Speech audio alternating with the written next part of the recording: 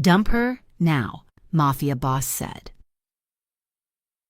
After the waitress exposed betrayal, then claimed her as his date, the ache in Ava Miller's feet had transcended simple pain and settled into a dull, rhythmic throbbing that kept time with the jazz music floating through the dining room. It was the kind of exhaustion that lived deep in the marrow, the result of working back-to-back shifts at La Sirena, the most exclusive restaurant in Harborview. She adjusted the waist of her black slacks, which were a size too big since she had started skipping lunch to save money, and forced a smile as she cleared a table of half-empty wine glasses and discarded napkins. La Sirena was not merely a place to eat, it was a cathedral of excess built on a foundation of secrets. The lighting was always dim, amber-hued and heavy with shadows, designed to flatter the faces of the city's elite and obscure their sins. The air smelled of truffle oil, aged steak, and the distinct metallic scent of money. Heavy velvet drapes blocked out the streetlights of Harborview, creating a hermetically sealed world where captains of industry and men with scar-crossed knuckles broke bread together. Ava balanced the tray on her shoulder, navigating the dining floor with the practiced grace of someone who could not afford to drop a single glass. If she broke anything, it came out of her tips. If she lost her tips, the envelope of cash she kept hidden in her sock drawer for her mother's hospital bills would be light again this month. She pushed through the swinging doors into the kitchen, the sudden clamor of pots and shouting chefs washing over her. "You look like you were walking on broken glass," Marco, the sous chef, said as he plated a sea bass with surgical precision. "I feel like I'm walking on hot coals," Ava shot back, sliding her tray onto the wash station. "But at least the coals would cauterize the blisters." Marco laughed, a short bark of sound. 2 more hours. Miller. "Then you can go home and put your feet up. Or go see that boyfriend of yours, the one who never seems to pick you up." Ava felt a prick of defensiveness, sharp and familiar. "Dylan is busy," she said, grabbing a pitcher of water to refill. "He's studying for the bar exam. Marco, he has to focus." Marco shrugged, turning back to his fish. "If you say so." Ava walked back out to the floor, but the comment lingered. She checked the time on the antique clock above the service station. It was 8 o'clock in the evening. She had sent Dylan 3 texts since her break at 4 in the afternoon. He had not opened a single one of them. She clung to the idea of Dylan like a drowning woman clinging to a piece of driftwood. He was supposed to be the exit strategy. They had met a year ago, when he was just a charm-heavy law student coming in for a cheap beer during a happy hour, back when La Sirena still allowed happy hours. He had been sweet then, attentive, listening to her talk about her brother's struggles in community college and her mother's diagnosis. He had promised her that, once he passed the bar, things would change. They would move out of her cramped apartment. She would not have to smell like kitchen grease and bleach anymore. But lately, the sweetness had curdled into distance. He was always late. He was always tired. He was always shielding his phone screen when she walked into the room. Ava told herself it was the stress of his career. She told herself that a man attempting to climb the ladder in Harborview had to be ruthless with his time. She told herself she was being paranoid because she was tired and broke. Ava. The sharp hiss of her name made her jump. She turned to find Mr. Henderson, the floor manager, standing behind her. He was a nervous man who sweated profusely whenever the restaurant was more than half full. And tonight, his forehead was glistening. "I need you in the VIP section," Henderson said, wiping his brow with a handkerchief. "Now?" Ava frowned. "I am not cleared for VIP tonight. Sarah is working the back section." "Sarah just went home with a migraine," Henderson snapped, his eyes darting toward the heavy oak double doors that separated the main dining room from the VIP lounge. "And we are short-staffed.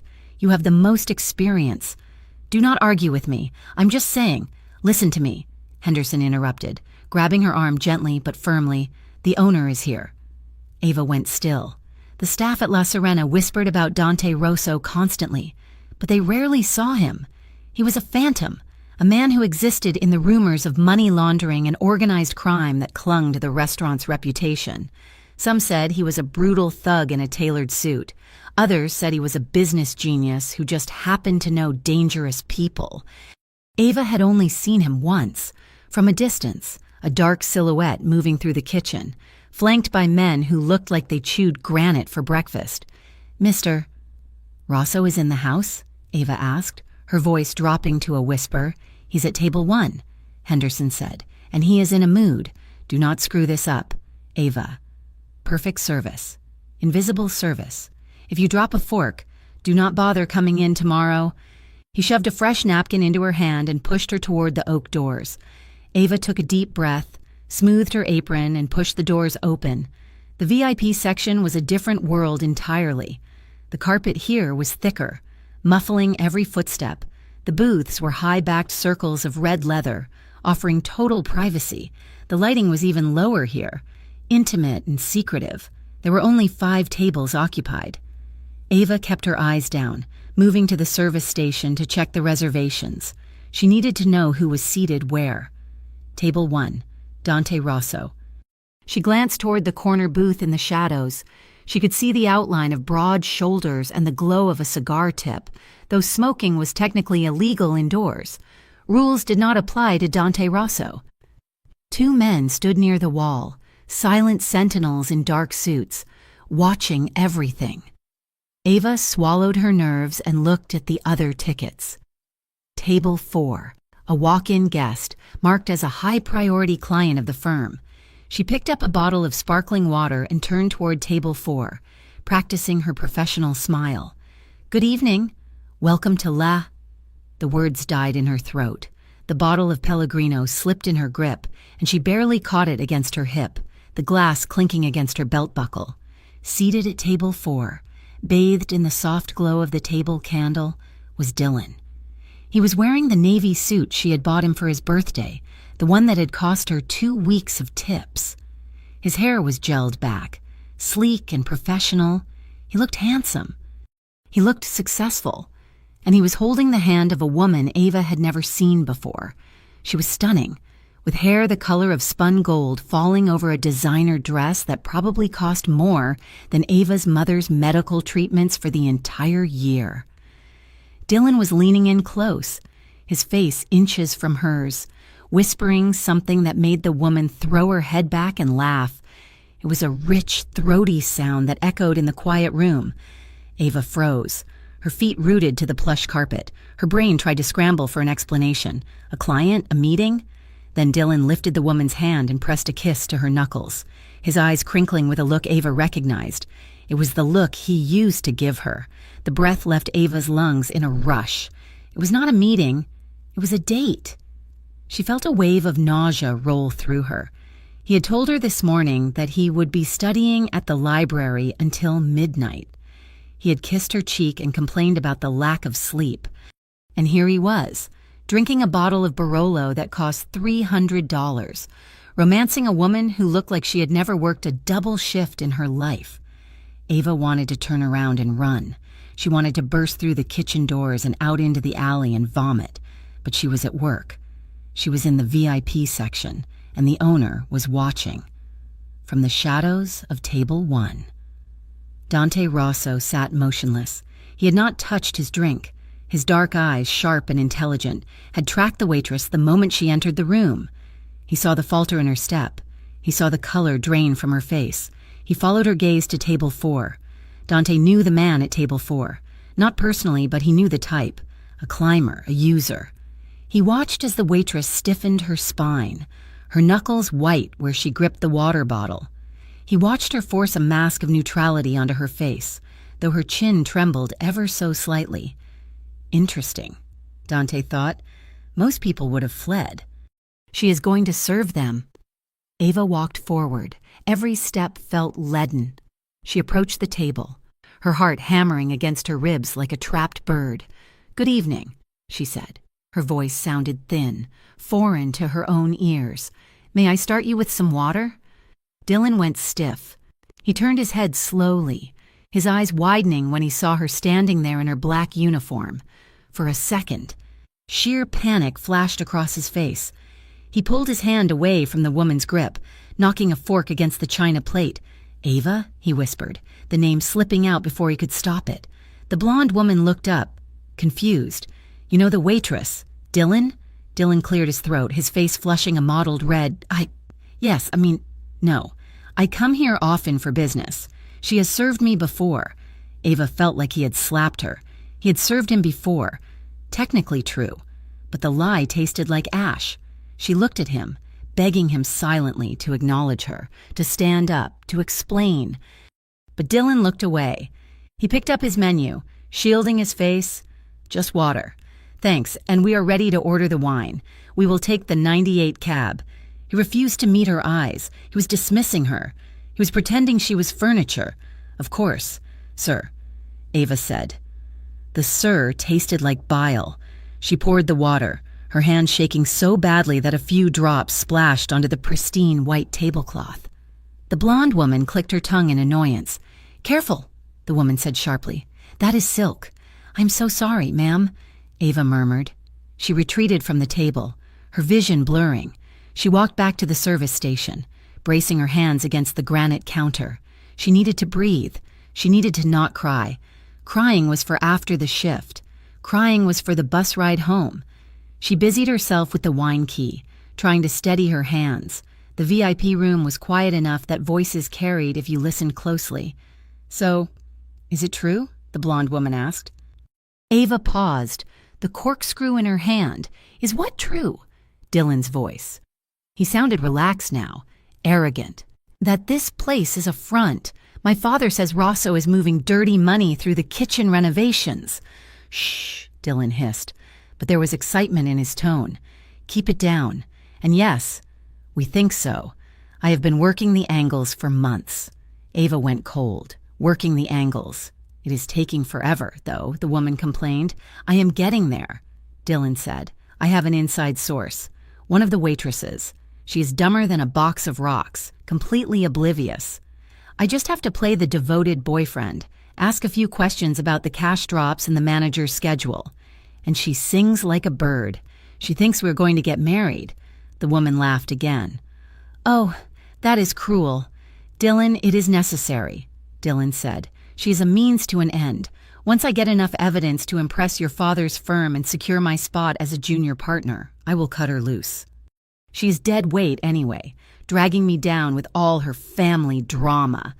Ava stood frozen at the service station, the corkscrew dug into her palm, painful and sharp. He was not just cheating on her, he was using her. Every question he had asked about her bad days, about the managers, about the way cash was handled at the end of the night, it had all been an interrogation. He was a spy, and he was mocking her poverty, her struggle, her family, dead weight. Something inside Ava snapped. It was a quiet snap, like a dry twig breaking in a dead forest. The fear of losing her job vanished. The fear of the bills vanished. All that was left was a white-hot clarity. She picked up the $300 bottle of Cabernet. She did not put it on a tray. She carried it by the neck. She walked back to table 4. Dante Rosso leaned forward in his seat. He signaled his men to stand down with a single raised finger. He wanted to see this. Ava arrived at the table. Dylan looked up, annoyed that she was back so soon. "About time," he muttered. "Pour it for the lady first." Ava set the bottle down on the table with a heavy thud. She did not open it. "No," she said. The silence that followed was absolute. The blonde woman looked shocked. "Excuse me?" "I said no," Ava repeated. Her voice shook, but not with fear anymore. It shook with rage. Dylan glared at her, his eyes narrowing. "Excuse me? Do you want to lose your job? Open the wine. Hun." The pet name was the Spark. "Don't you dare," Ava said, her voice rising. "Do not call me that." "Ava, stop it," Dylan hissed, looking around. "You are making a scene. You made the scene." "Dylan," Ava cried out. Tears spilled over her lashes, hot and angry. "You are sitting here with her, spending more on a bottle of wine than I make in a week, while you have been ignoring me for 3 days?" Dylan stood up, his face furious. "I do not know who you think you are. I am your girlfriend," Ava shouted. The words rang off the high ceilings, or I was until 5 minutes ago. "I am the girl you share a bed with. I am the girl whose tips you borrowed to buy that suit you are wearing." The blonde woman gasped and looked at Dylan. "You said you were single. He is lying to you, too." Ava pointed a shaking finger at Dylan. "And I heard you. I heard what you said. That I am dead weight? That I am dumb?" Dylan's face went from red to pale white. "Shut up, Ava. Shut up right now. I will not shut up. You used me. You used me to spy on this place." The room went deathly still. The mention of spying on La Serena was like pulling a pin on a grenade. The other diners froze. The blonde woman looked terrified. Dylan lunged forward, grabbing Ava's wrist. "You crazy Sit down." The voice was not loud, but it carried a weight that crushed the air out of the room. It was a voice made of gravel and ice. Dylan froze. Ava froze. Dante Rosso emerged from the shadows. He moved with a predator's grace, slow and deliberate. He was taller than he looked sitting down, broad-shouldered in a black bespoke suit that fit him like a second skin. His face was hard, defined by sharp angles and a scar that cut through his left eyebrow. His eyes were dark voids that absorbed the light. He stopped at the edge of table 4. He did not look at Ava. He looked at Dylan. "Let go of her," Dante said. Dylan dropped Ava's wrist as if it burned him. "Mr. Rosso," Dylan stammered. This is just a misunderstanding. This employee is unstable.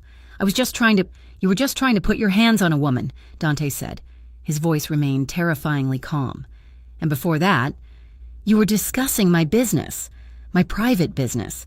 Dylan's mouth opened and closed like a fish on dry land. I never." "I have excellent hearing," Dante said. He took a step closer, invading Dylan's personal space. "You called her dead weight. You said she was a means to an end." Dylan said nothing. He was trembling now. Dante finally turned his gaze to Ava. He looked her up and down, taking in the frayed hem of her apron, the exhaustion in her eyes, and the fire that was still burning there. He saw the way she held herself, chin up, despite the tears. She was terrified, but she stood her ground. Most people crumbled in front of him. She had just declared war on a man in the middle of his dining room. "Is this him?" Dante asked Ava. "The boyfriend?" Ava nodded, unable to speak. "And he has been pumping you for information. About my restaurant?"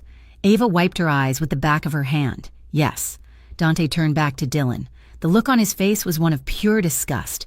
Not because Dylan was a spy, Dante could respect an enemy, but because Dylan was a coward who used women as shields. "Get out," Dante said. Dylan blinked. "What?" "Get out, before I decide to make this a permanent exit." Dylan scrambled to grab his jacket. The blonde woman had already grabbed her purse and was speed-walking toward the door, leaving him behind without a backward glance. But before Dylan could scurry away, Dante held up a hand. "Wait." Dylan froze. Dante looked at Ava. He saw the way she was vibrating with adrenaline, the way she looked suddenly small and alone now that the anger was fading into heartbreak. She looked like she was about to collapse. He could not let her fall, not after she had just defended his empire, unknowingly or not, and he could not let her look like the victim. Dante stepped into Ava's space. He was close enough that she could smell him. Sandalwood, tobacco, and cold winter air. "Dump him," Dante ordered. Ava looked up at him, confused. "What?" "Dump him now," Dante said, his eyes locking onto hers. "Say it, finish it. Take your power back." Ava swallowed hard. She turned to Dylan, who was watching with wide, fearful eyes. "We are done." "Dylan," she said. Her voice was steady. "Do not ever come near me again." Dante nodded once. "Good." He looked at Dylan, his expression bored and lethal. "She is not yours anymore," Dante said. Then he did something that shocked the entire room, including his own bodyguards. He reached out and slid his arm around Ava's waist. His grip was firm, possessing, pulling her flush against his side. The heat of his body was a shock against the cool air of the room. Ava gasped, her hands instinctively coming up to rest on his chest to steady herself. Dante looked Dylan dead in the eye. "She is with me." Dylan's jaw dropped. He looked from the terrified waitress to the Mafia boss holding her like she was the most precious thing in the room. He didn't ask questions. He didn't argue. He turned and ran toward the exit, nearly tripping over his own feet in his haste to escape the predator staring him down. Ava stood frozen in the circle of Dante's arm, her heart thundering against his ribs, realizing with a jolt of terror and confusion that her life had just complicated itself in ways she could not yet begin to understand. The silence that followed Dante Rosso's declaration was heavy enough to crush a man.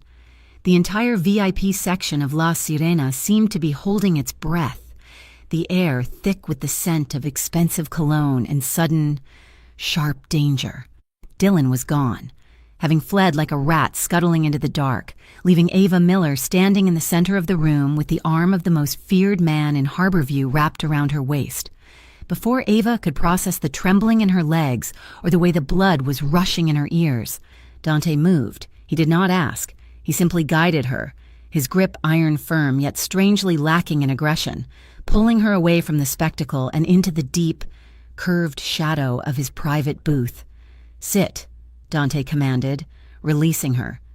Ava collapsed onto the leather bench, not because she wanted to obey, but because her knees finally gave out.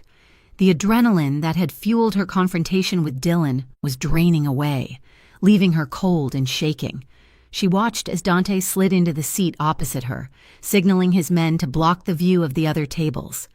"What did you just do?" Ava whispered, her voice cracking. Dante picked up his glass of whiskey, swirling the amber liquid slowly. He looked unbothered, as if he had just ordered a side of bread rather than claimed a waitress as his partner in front of the city's elite. "I solved a problem," Dante said calmly. "You created a disaster." Ava's shock was quickly heating into fury. She wrapped her arms around herself, trying to stop the shivering. "Who gave you the right to touch me? Who gave you the right to drag me into your... whatever this is? I just found out my boyfriend was a spy and a cheater in the span of 5 minutes. I do not need you playing hero for your own amusement." Dante took a slow sip of his drink, his dark eyes tracking her every movement. "You think this is amusement, Miss Miller? I think rich men get bored and play with people like toys." Ava shot back. "Dylan did it. Now you are doing it." Dante set the glass down. The sharp clink against the table made Ava flinch. "Dylan was not playing," Dante said, his voice dropping to a low rumble that vibrated in the small space between them. "Dylan was working. And that woman with him? She's the daughter of a federal prosecutor. They were not here for the risotto. They were building a case." Ava felt the blood drain from her face. "A case? Against me? Against my businesses?" Dante continued. He leaned forward, his face coming into the light of the table candle. The sharp angles of his jaw and the scar cutting through his brow looked less like features and more like warnings. "Dylan has been feeding them information for months." "Information he got from you?" Ava felt sick. The questions about the cash drops, the curiosity about the back entrances. It all made sense now, a sickening puzzle falling into place. "I did not know," Ava said, her voice barely audible. "I swear, I know you did not know," Dante replied. "If you were part of it, we would be having this conversation in a trunk, not a booth." Ava stared at him, horror dawning. "So what happens now? I just go back to filling water glasses?" "No," Dante said. "You are compromised. As far as the people outside this restaurant are concerned, you were the girlfriend of a mole. That makes you a loose end. The police will pressure you to see what you know. My rivals will pressure you to see what you can be forced to say. You are walking around with a target painted on your back." He paused, letting the reality sink in. Ava felt tears pricking her eyes again, hot, frustrated tears. She was just a waitress. She was just trying to pay for her mother's chemotherapy. She did not sign up for a war. "I protected you tonight because I need something from you," Dante said, his tone shifting from explanatory to transactional. "Of course you do," Ava muttered, wiping her eyes angrily. "What is the price?" "Silence," Dante said. "Absolute silence about what you heard Dylan say regarding the investigation. And in exchange, I offer you shelter." "Shelter." "We are going to date," Dante stated. It was not a question. Ava laughed. A high, hysterical sound. "You are joking. I never joke about business, Dante said. We will be seen together publicly. You will be known as my companion. In Harborview. No one touches what belongs to me. The police will back off because they will assume you are too deep in my pocket to be a reliable witness. My rivals will not touch you because it would mean an immediate war with my organization. And what do I get out of this twisted fairy tale? Ava asked, her hands clenching into fists on the tablecloth. Besides not getting killed? Dante reached into his jacket pocket and pulled out a slim black notebook. He opened it, glanced at a page, and then looked back at her. St. Jude's Hospital, Dante read. Your mother, Ellen Miller, stage 3 ovarian cancer. Outstanding balance is $42,000 and climbing. Your brother, Leo, community college tuition is overdue. You are 3 months behind on your own rent. Ava felt violated. How do you know that? I know everything that happens under my roof, Dante said, closing the book. If you agree to this arrangement, the hospital bills disappear. Your mother gets the best care in the state. Fully paid, your brother finishes school debt-free, and no one, not the law and not the streets, will ever harass you again. Ava stared at him. It was a deal with the devil. She knew that. He was a criminal. He was dangerous. But $42,000 was an insurmountable mountain, and he was offering to flatten it with a wave of his hand. You are just using me, Ava whispered. Just like Dylan. You are just honest about the price tag. She expected him to get angry. She expected him to tell her to take it or leave it. Instead, Dante leaned back, and for the first time, the cold mask slipped. He looked at her, really looked at her, with an expression that was almost weary. Maybe, Dante admitted quietly, but there is a difference. Dylan used you to destroy something. I am using you to keep things from falling apart. He hesitated, his gaze drifting to her hands, which were still trembling. And if you want the truth, Dante added, his voice rougher now, I did not step in just for the strategy. I stepped in because watching that little coward treat you like trash in my dining room made me want to put him through a wall. Ava looked up, startled by the sudden heat in his tone. You have fire, Ava Miller, Dante said softly. You stood up to him when you had everything to lose. I respect that. I do not like seeing fire put out by weak men. The air between them shifted. It was no longer just a negotiation. There was a current running through the space, a strange magnetic pull that Ava did not know what to do with. Fine, Ava said, her voice shaky but resolved. I will do it, but only until the debt is cleared, and you do not touch me unless we are in public. Agreed, Dante said. The ride to Ava's apartment was suffocatingly quiet. Dante had insisted his driver take her, and he had slid into the leather seat beside her before she could protest. The car was a sleek black sedan with tinted windows that turned the city lights into blurred streaks of color. Ava sat pressed against the door, putting as much distance between them as possible. She could feel him, though. He was a large man, taking up space not just physically but atmospherically. He smelled of rain and expensive tobacco. She glanced at the rearview mirror and froze. Dante was watching her. His eyes were not cold now. In the dim light of the passing street lamps, his features looked less like granite and more human.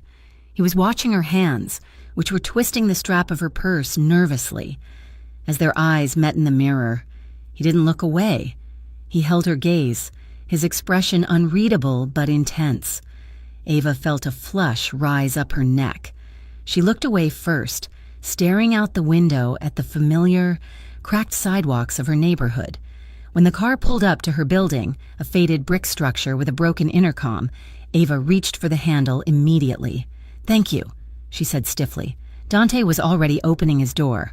I will walk you up. I can walk myself, Ava argued, stepping onto the sidewalk. I've been doing it for 5 years. And for 5 years. You are not under my protection, Dante said, buttoning his suit jacket as he stepped out into the night air. He walked her to the front door, his presence making the small, graffiti-tagged entryway feel even smaller. The hallway light above them flickered with a buzzing sound, casting long, dancing shadows against the walls. Ava fumbled with her keys, her hands shaking again. She could feel him standing just behind her, a wall of heat and solid muscle. "You are shaking," Dante observed. "I am tired." Ava lied. She finally managed to jam the key into the lock. "Look, Mr. Rosso—" "Dante," he corrected. "Dante," she said, testing the name. It felt heavy on her tongue. "You do not have to do this. The nice guy act. We made a deal." Dante reached out, his hand covering hers on the doorknob. His skin was warm, his fingers rough but gentle. He did not turn the key. He just held her hand there, stopping her frantic movements. "It is not an act," Dante said. He moved closer, so close she could feel his breath stirring the hair at her temple. "You deserve someone loyal. Ava. Someone who knows the value of what he is holding." Ava's breath hitched. She turned her head, looking up at him. Under the flickering yellow light, his eyes were dark pools that seemed to want to drown her. For a second, she forgot he was a crime boss. She only saw a man who looked at her as if she were the only source of light in the city. A confused, dangerous pull tugged at her chest. She wanted to lean into him. She wanted to rest her head against that broad chest and let him handle everything. But fear, sharp and habitual, kicked in. "You are not safe. Dante," she whispered. "You are not my kind of safe." Dante's lips quirked in a sad, almost self-deprecating smile. "No, I am not. But I am the only one offering to stand between you and the wolves." He turned the key for her, pushed the door open, and stepped back. "Good night, Ava." He waited until she was inside and the deadbolt clicked home before he turned and walked back to the waiting car. The rumors started 3 days later. It began with a photo on a local gossip blog, a grainy shot taken by a diner at La Serena, showing Dante's hand on Ava's waist, his body shielding hers. The headline read, "The King of Harborview finds a queen?" By the time Ava clocked in for her Friday shift, the atmosphere in the kitchen had shifted. The chefs, usually loud and raucous, went quiet when she walked in. The dishwashers averted their eyes. Even Marco, who had always teased her, looked at her with a mix of awe and terror. "Is it true?" Sarah whispered, cornering Ava near the coffee machine. "Are you really with Rosso?" Ava kept her face neutral, just as she had practiced in the mirror. "We are seeing each other." Sarah's eyes went wide. "Ava, be careful. You know what kind of world he lives in. People get hurt around him. I can handle myself," Ava said, though she wasn't sure she believed it. Halfway through the shift, a man in a suit Ava had never seen before walked into the kitchen. He bypassed the manager entirely and stopped in front of Ava. "Mr. Rosso requests your company for dinner," the man said. His tone was polite but left no room for refusal. "Tonight, 8 o'clock, at the Onyx Room." The Onyx Room was Dante's other establishment, a steakhouse across town known for being even more exclusive than La Serena. "I am working," Ava said, wiping her hands on her apron. The man smiled thinly. "Your shift has been covered. A car is waiting." Ava looked around. Her manager was pretending to be very busy with inventory. There was no way out. She arrived at the Onyx Room feeling like an imposter. She had no time to go home and change, so she had borrowed a dress from Sarah's locker, a simple black slip dress that was elegant but modest. It lacked the sequins and designer labels of the women she saw entering the restaurant, but it fit her curves in a way that made her feel exposed. The hostess led her not to a table, but to a private alcove near the back. Dante was already there, standing by the window, looking out at the city skyline. He turned when he heard her approach. For a moment, he stopped. His breath actually hitched, a small, sharp intake of air that Ava heard clearly in the quiet space. He looked her over, his eyes traveling from her messy bun to the hem of the black dress. The appreciation in his gaze was visceral. It made Ava's skin prickle with heat. "You look beautiful," Dante said. His voice was rougher than usual. "It is borrowed." Ava deflected, clutching her purse. "I felt underdressed." Dante walked over to her, pulling out her chair. "You could wear a paper sack and outshine every woman in this room. Sit." The dinner was a blur of expensive food Ava was too nervous to taste. Dante asked her questions, real questions. He wanted to know about her mother's favorite books, about her brother's major, about why she wanted to be a nurse before the money ran out. He listened with an intensity that was unnerving. He did not check his phone. He did not look around the room. He was entirely focused on her.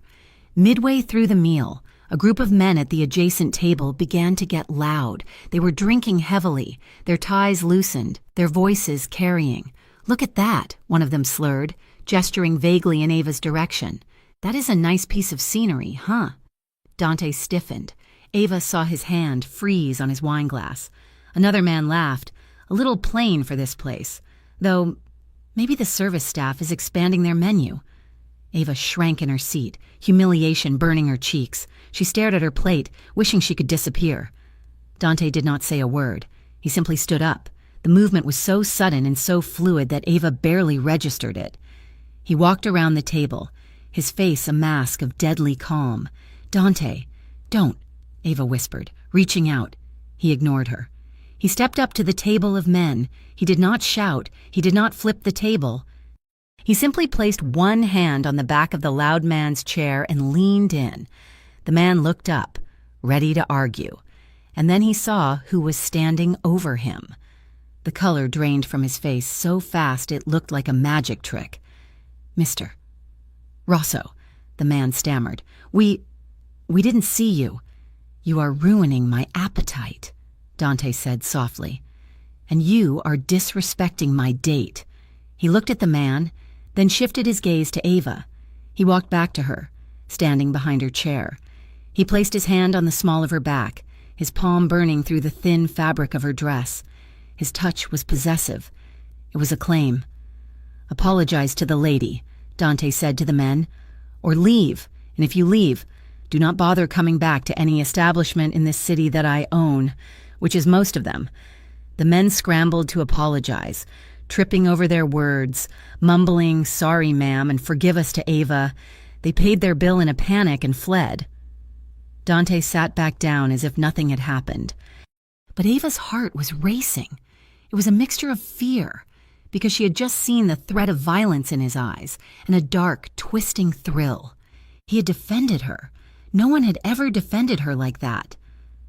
After dinner, they stood outside under the neon sign of the restaurant. The wind had picked up, blowing off the harbor, cold and biting. Dante signaled his driver to wait. He turned to Ava, searching her face. "Did I scare you?" he asked. Ava wrapped her arms around herself. "Yes, you did." Dante nodded, looking away. "I am sorry. I do not tolerate disrespect. I am not used to it," Ava admitted. "Men like that. Usually I just have to ignore them. I have to smile and take the tip and pretend I am deaf." "You never have to do that again," Dante said fiercely. "Not while you are with me." Ava looked up at him. His face was illuminated by the red neon light, casting half of him in shadow. "It scares me, Dante," she said honestly. "Your world. It is violent." "Yes," Dante said. "But I am not violent with you." A gust of wind tore through the street, and Ava shivered violently. Without a word, Dante took off his suit jacket. He stepped into her space, draping the heavy, warm wool over her shoulders. He did not step back this time. He stayed there, inches from her. His hands lingered on the lapels of the jacket, pulling it tighter around her. They were so close their chests were almost touching. Ava looked up, and Dante looked down. His gaze dropped to her lips, then back to her eyes. The air between them crackled with electricity.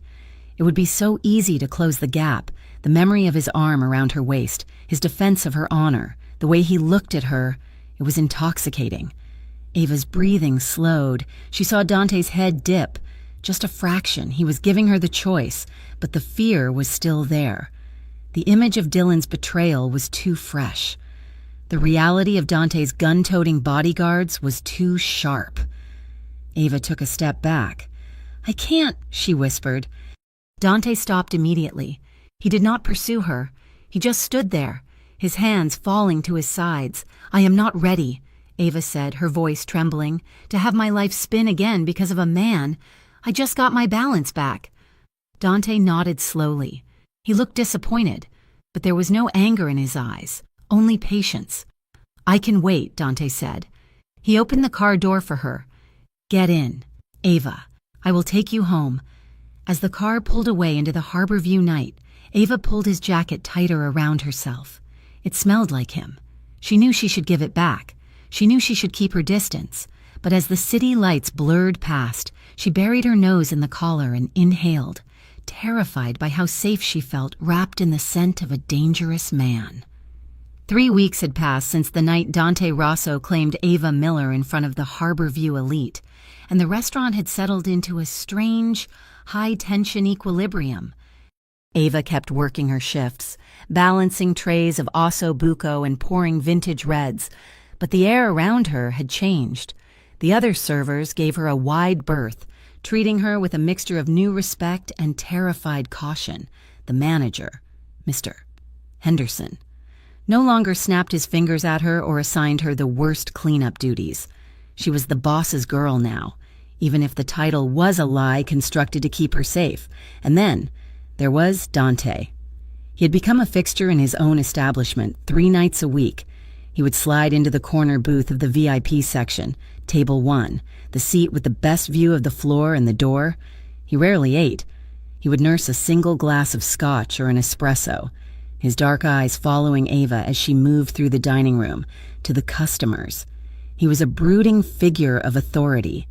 To Ava, he was a constant, heavy presence that she could feel on the back of her neck.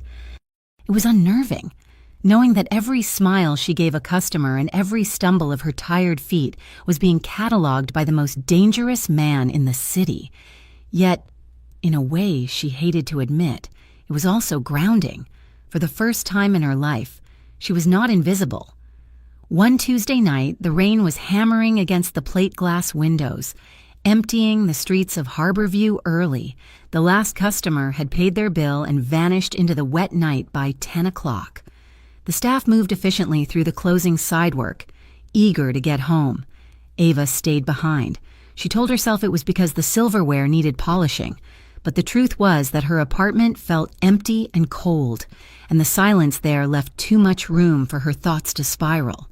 She was drying a wine glass behind the bar when she sensed him. She did not hear footsteps. Dante moved with the silent grace of a jungle cat. She just felt the shift in the air, a sudden warmth and the scent of sandalwood. "You are still here," Dante said. Ava did not jump. She finished drying the glass and set it on the rack before turning. He was leaning against the mahogany bar, his suit jacket discarded somewhere, his white dress shirt unbuttoned at the collar, revealing the hollow of his throat. He looked tired. The shadows under his eyes were deep, softening the harsh angles of his face. "I am just finishing up," Ava said. Dante signaled to the espresso machine. "Make me one, and one for yourself." It was not a command. Not really. It was an invitation. Ava hesitated, then nodded. She ground the beans, the mechanical whir filling the quiet room, and pulled 2 shots. She slid a ceramic cup across the polished wood toward him and took a sip of her own. The coffee was bitter and hot, a shock to her system. "You look exhausted," Dante observed quietly. "I am fine." Ava lied automatically. Then, catching the knowing look in his eyes, she let her shoulders slump. "Actually, I am tired. My mom had a bad reaction to the new chemo round yesterday. I spent the morning holding a basin for her before I came here." Dante took a sip of his espresso, his eyes never leaving her face. "The bills are being paid. Yes, the specialists are doing their job. Yes," Ava said quickly. "The money is there. Thank you for that. But money does not stop the pain, Dante. It just pays for the room where the pain happens." She stared down into her black coffee. "Sometimes I feel like the world is just a giant mouth," Ava whispered, her voice raw. "It eats everything you love. It takes your time, your health, your hope. And it never gives anything back unless you fight for it with your bare hands." Dante was silent for a long time. The only sound was the hum of the refrigerator units and the distant drum of rain on the roof. When he finally spoke, his voice was low, stripping away the layer of command he usually wore like armor. "I know that feeling," he said. Ava looked up. You own half the city." "I own it because I took it," Dante said. He stared past her. looking at the rows of bottles as if they were tombstones. I was 19 when I decided to become this. Before that, I was just a kid from the neighborhood. I had a younger brother, Carlo. He was soft. He liked to draw. He wanted to be an architect. Ava set her cup down. She had never heard anyone mention a brother. What happened to him? Dante's jaw tightened. He was walking home from school. A car drove by. It was not even about him. A rival crew was aiming for a dealer on the corner. Carlo was just there. He was collateral damage. Ava felt a pang of sorrow strike her chest. Dante, I am so sorry. I held him while he bled out on the pavement, Dante continued, his voice devoid of emotion, which made it all the more devastating. And in that moment, I realized that being good does not save you. Being innocent does not save you. The only thing that saves you is power.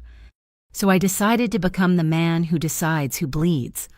I decided to build a wall so high and so thick that nothing could ever touch my family again.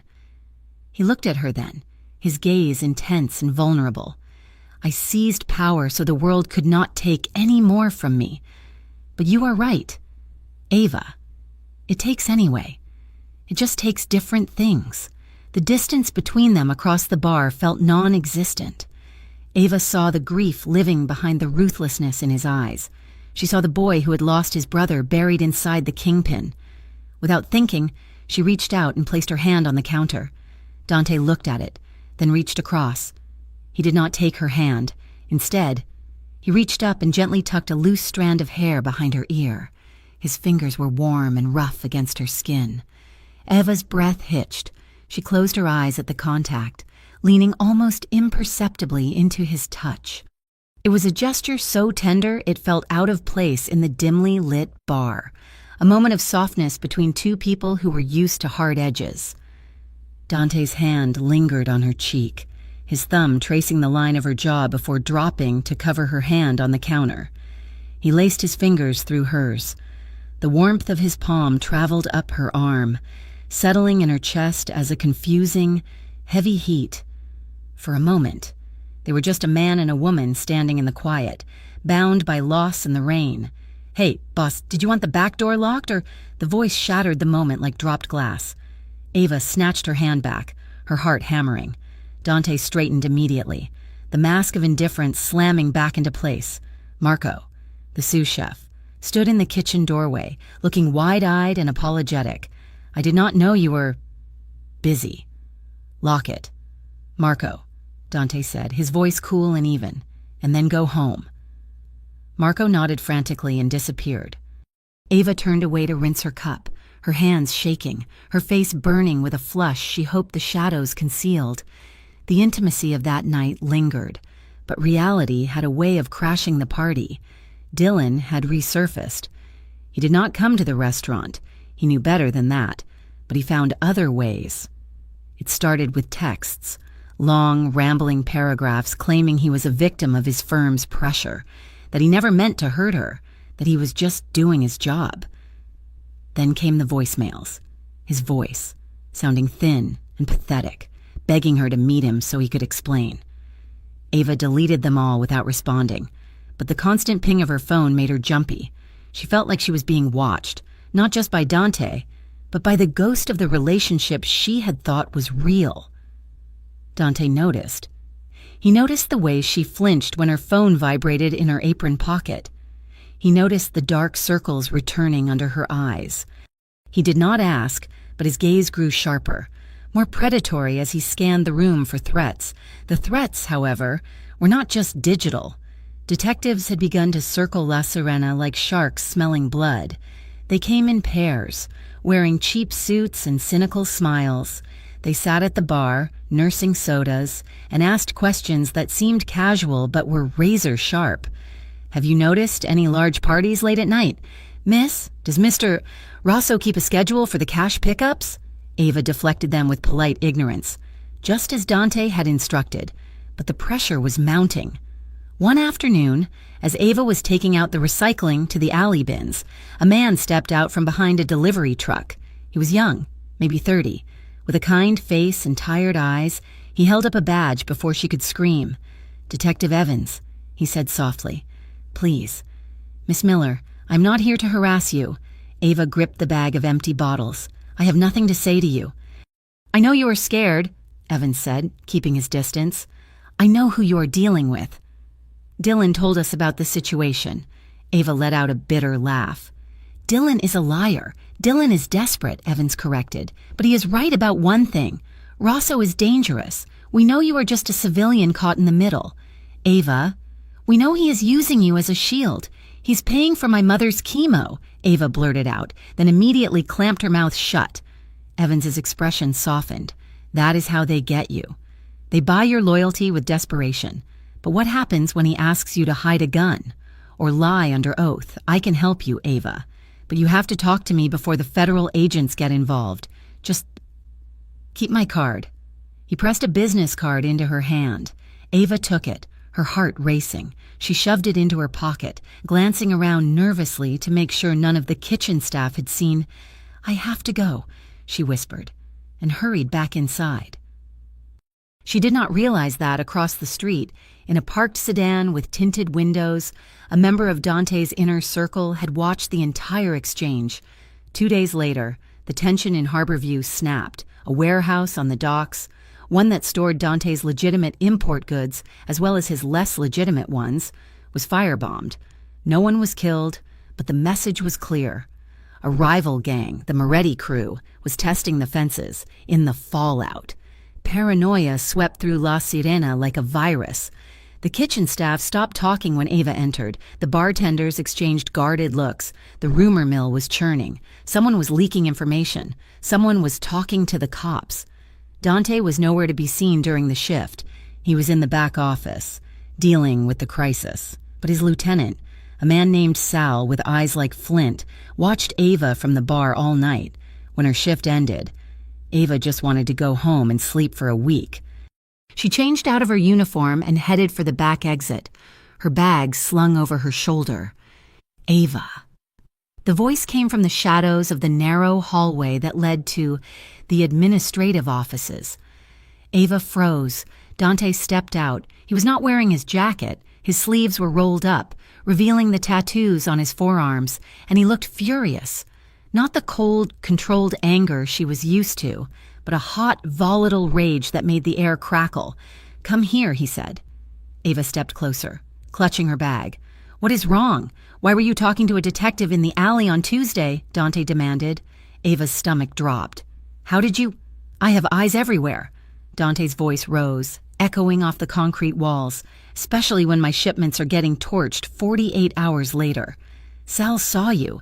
He saw you take a card." "It was nothing," Ava argued, her own anger flaring to match his. "He cornered me while I was taking out the trash." "And you stood there and chatted?"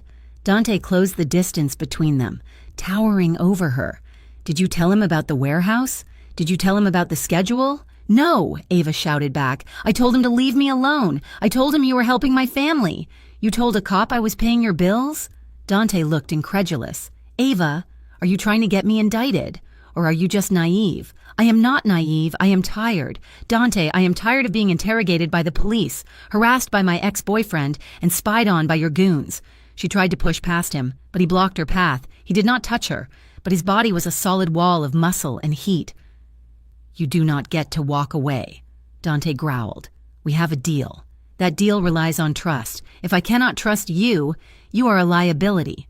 "A liability?" Ava laughed. "A harsh sound. Is that all I am? A liability or an asset? You know what, Dante? Go to hell. I never asked for your protection. I never asked for any of this. I saved you." Dante roared, his control finally snapping. "You bought me," Ava screamed back. "You bought me to fix your image. I did it because I wanted you." The words hung in the air, vibrating in the sudden silence. Dante looked stunned by his own admission. Ava stared at him, her chest heaving. "What?" she whispered.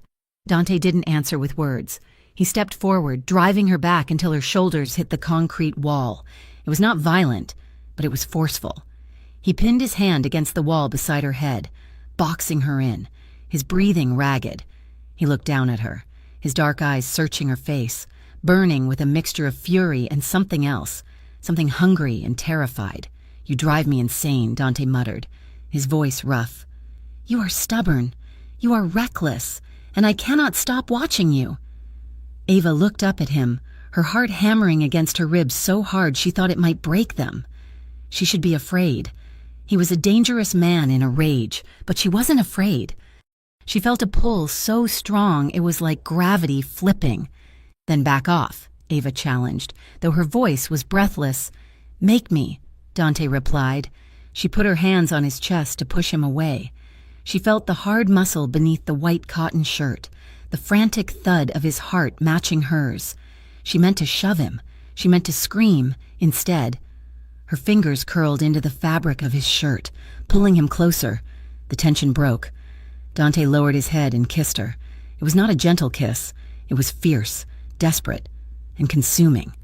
It was the taste of coffee and suppressed longing and danger. He kissed her like he was drowning, and she was the only air left in the world. Ava gasped, her mouth opening to him, and the sound was swallowed by his lips. Her hands slid up his chest to his neck, her fingers tangling in the hair at the nape of his neck. She pressed herself against him, needing to be closer, needing to feel the reality of him. Dante groaned low in his throat, a sound that vibrated against her lips. His free hand slid down her side, gripping her waist firmly, pulling her body flush against his. His other hand remained on the wall, as if he didn't trust himself to touch her with it, as if he knew that if he held her with both hands, he might never let go. The kiss deepened, becoming a frantic exploration. It was an argument continued in a different language. It was months of stolen glances and unspoken protection finally boiling over. Ava felt his teeth graze her lower lip, felt the roughness of his stubble against her chin, and for the first time in her life, she felt entirely, terrifyingly alive. They broke apart as suddenly as they had collided. Dante pulled back, his chest heaving, his eyes wide and blown black with desire. His hand was still on her waist, his fingers digging into her hip. Ava stared at him, her lips swollen and tingling. She was trembling, but this time it wasn't from the cold. Silence stretched between them, thick and heavy. The only sound was their ragged breathing echoing in the narrow hallway. Dante looked at her as if he had never seen her before. The anger was gone, replaced by a dawn of realization that looked almost like panic. This was not part of the plan. This was not a strategic alliance. Ava realized it too. She looked at his hand on her waist, then up at his face. She saw the raw need there, and it terrified her. She was falling for the king of Harborview. She was falling for the monster. Ava stammered. "I can't." She wrenched herself out of his grip, slipping under his arm. "Ava." "Wait," Dante called out, his voice hoarse. But she didn't wait. She turned and ran down the hallway, bursting out of the rear exit into the rainy alley. She didn't look back. She ran toward the street, toward the lights, fleeing the fire that had just ignited between them. Dante stood alone in the hallway. He touched his lips, tasting her on them. He leaned his forehead against the cool concrete wall and closed his eyes, exhaling a long, shaky breath. He was in trouble, real trouble, because he knew, with absolute certainty, that he would burn the city to the ground before he let anyone else touch her again. For the next 3 days, Ava Miller tried to outrun a memory. She scrubbed the countertops of La Sirena until the stainless steel gleamed like silver. She picked up extra prep shifts, chopping onions until her eyes stung, and she visited her mother at the hospital every single evening, reading aloud from paperback novels until her voice went hoarse. She did everything she could to fill the silence in her head because, in the silence, she could still feel the phantom pressure of Dante's body against hers in the back hallway. She could still taste the desperate, terrifying flavor of that kiss. She avoided him. It was a conscious, clumsy effort. When she saw his dark sedan pull up to the curb, she busied herself in the walk-in freezer. When he sat at his usual table, she traded sections with the new girl, Sarah, claiming she needed to be closer to the kitchen. Dante let her run, but he did not let her hide. He was everywhere, a ghost haunting the periphery of her life. He didn't force a confrontation, but he made his presence known. When she walked home at 2 a.m, the streets were suspiciously empty of the usual drunks and loiterers, and a black car rolled slowly a block behind her, its headlights cutting through the fog like watchful eyes. When she woke up, there was a text. "You okay?" When she clocked out, there was another. "Get home safe." They were short, non-pressuring messages that should have irritated her. They were the actions of a man who was used to monitoring his assets, but against her will, Ava found herself waiting for the vibration of her phone. In a world that felt increasingly unstable, Dante's digital check-ins were a tether. They were a reminder that while she might be afraid of him, she did not have to be afraid of anything else. On Thursday, the sky over Harborview turned the color of a bruised plum. A storm rolled in off the Atlantic, carrying the smell of salt and ozone. By 9 p.m, the rain was lashing against the plate glass windows of La Sirena with enough force to make the customers nervous. The lights flickered once, twice, and then the dining room plunged into a heavy, gray gloom before the emergency generator kicked in with a low hum. "Go home," Henderson told the staff, his voice tight. "The storm is knocking out power grids all over the Lower East Side. We are closing early."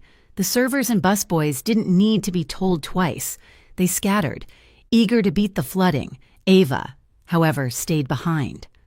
She had end-of-day reports to file, and the thought of her empty, silent apartment was less appealing than the dim warmth of the restaurant. She finished the paperwork by the light of a few emergency sconces and the decorative candles that were still burning on the tables. The restaurant was a cavern of shadows and flickering amber light. "I thought you would have run by now." Ava froze, her pen hovering over the ledger.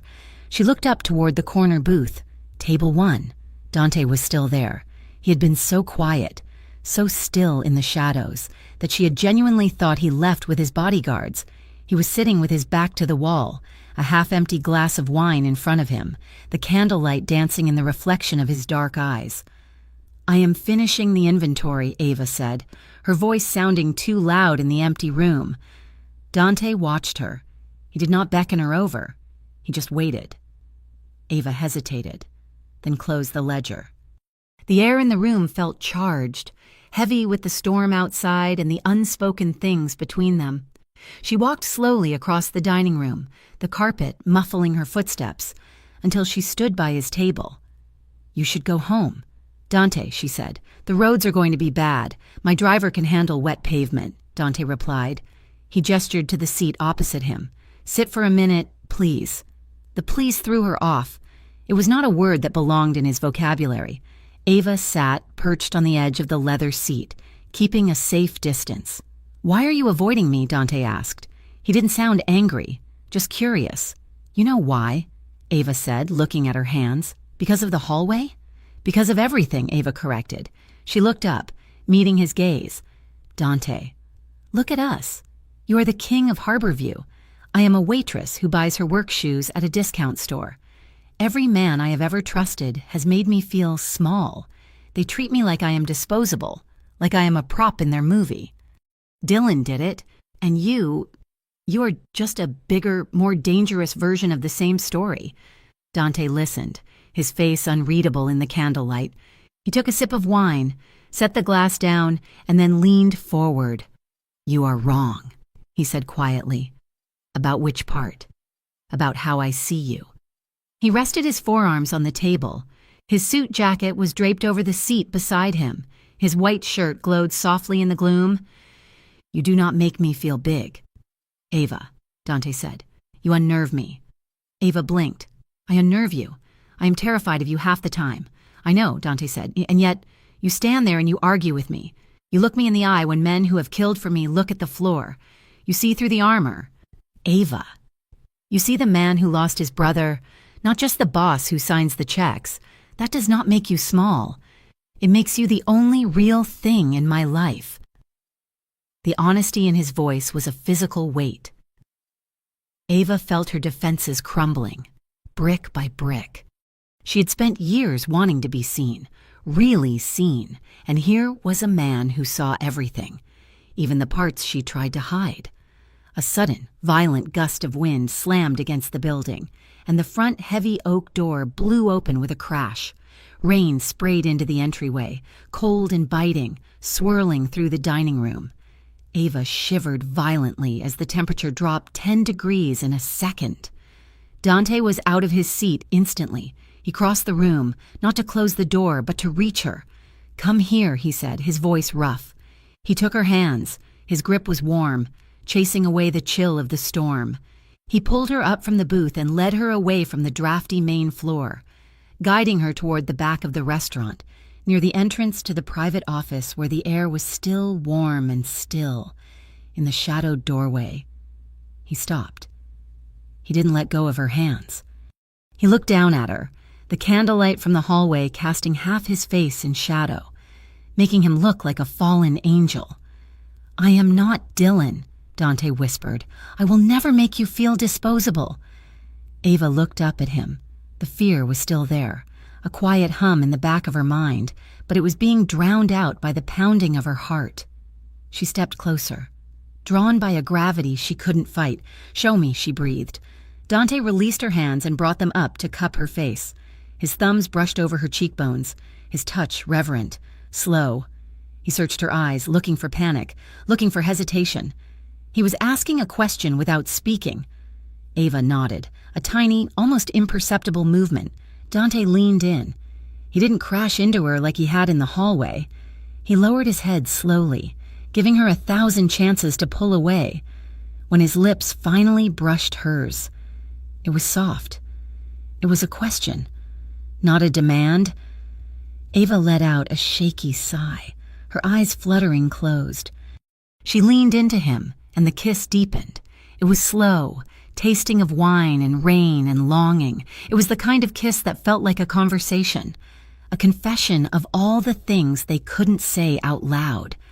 Ava's hand slid up his chest, feeling the steady, heavy thud of his heart beneath the cotton. She reached his shoulders, gripping the fabric, pulling him nearer. She needed to be closer. She needed to bridge the gap between their worlds with nothing but touch. Dante groaned, a low sound of surrender. His arm slid around her, his hand resting firmly at the small of her back, holding her steady but not trapping her. His other hand remained on her face, his thumb tracing the line of her jaw, tilting her head back to deepen the angle. They stood there in the shadows, bodies pressed together, the storm raging outside forgotten. There was no urgency, only a profound, aching intimacy. Dante pulled back just an inch, their foreheads resting together, their breath mingling in the cool air. "You make me forget," he whispered, his voice ragged. "Forget what?" Ava asked, her eyes still closed, lost in the sensation of his hand on her skin. "The blood," Dante said, "the noise. When I am with you, the silence isn't lonely. It is just peace." Ava's heart squeezed. She opened her eyes to tell him that she felt it too, that he made her feel safe in a way that had nothing to do with bodyguards. Buzz. The sound came from Ava's pocket, a harsh, mechanical vibration that shattered the moment like a stone through a window. Dante stiffened. Ava flinched, pulling back. "Ignore it," Dante murmured, reaching for her again. But the phone buzzed again. Insistent, long, urgent. Ava stepped out of his reach, her hands shaking as she fumbled for the device. "I have to check. It is the special ringtone for Leo if something is wrong with Mom." She unlocked the screen. The glow of the phone illuminated her face, which went pale in an instant. "What is it?" Dante asked, his voice shifting instantly from lover to protector. Ava read the text, her stomach turning to ice. "Leo. Ava. Some guy in a hoodie followed me from campus to the bus stop. He cornered me. He had a knife. He didn't take my wallet. He just told me to tell my sister to stop talking to cops or they will put Mom in the ground early." Ava dropped the phone. It hit the carpet with a dull thud. She backed away from Dante, horror washing over her. "Ava!" Dante stepped toward her. "Don't!" Ava gasped. She held up a hand, her eyes wide with panic. "They went after Leo. Because of me." Because I am with you. Dante's face hardened. The softness, the vulnerability, it vanished. In its place was the cold, sharp steel of the dawn. He stooped, picked up her phone, and read the message. His eyes scanned the text once, twice. He looked up, his expression terrifyingly calm. "Moretti," he said. Ava was shaking her head, tears starting to fall. "I can't do this. Dante, I thought I could. I thought it was just me.